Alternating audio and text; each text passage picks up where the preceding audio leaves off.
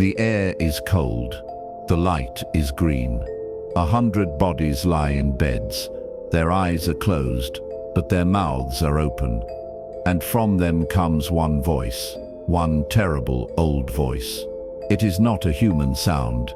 It is a name. They are calling it. They are calling the thing that lives in the dark below. My first day at the Athelgard Sanatorium, they told me about Ward West.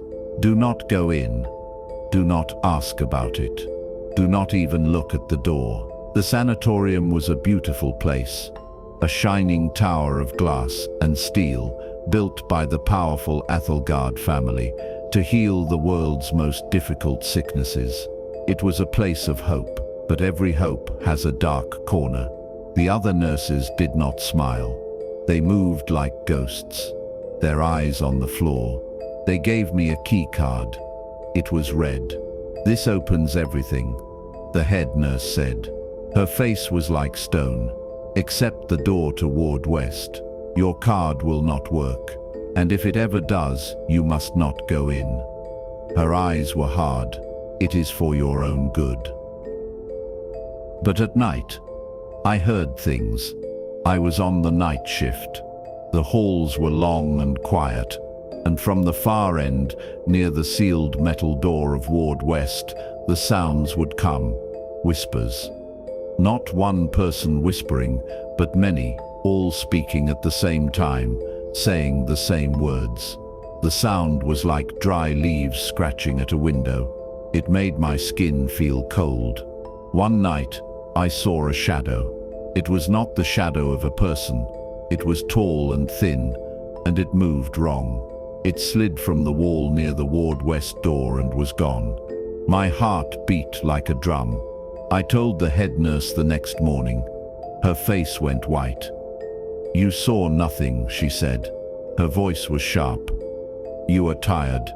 You imagined things. Forget what you saw. But I could not forget. The whispers became louder. They became words I could almost understand. They felt like an old song. A bad song, pulling at me. I started to have bad dreams.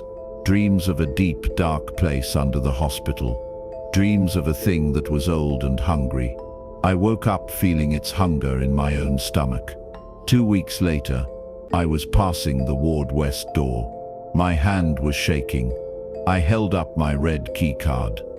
I don't know why. I just had to know. The light on the door was always red. But this time, as I brought the card close, it turned green. A soft, little click. The door was unlocked. Someone, somewhere in the system, had given me permission, or it wanted me to come in.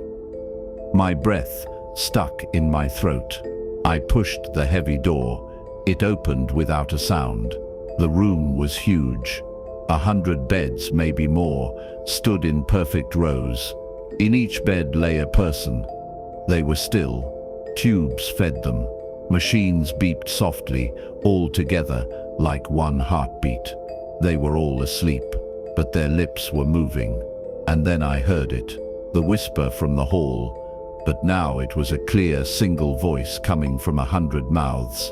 A man, a woman, an old person, a young person, all speaking as one. He is sleeping. They mumbled together, in the stone below. We are his dream. We are his voice. I walked down the center of the room, my legs weak.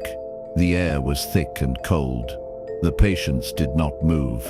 Their eyes were shut tight, but they spoke.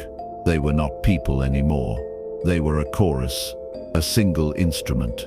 Then I saw it at the far wall, a door I had not seen. It was not a normal door.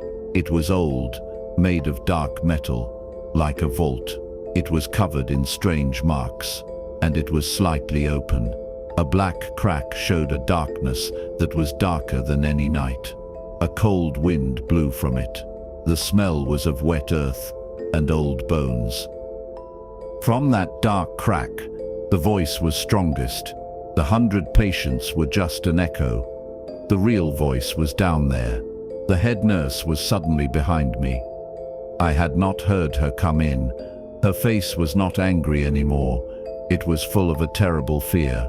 "You should not be here," she whispered. Her eyes were on the dark metal door. "What is this?"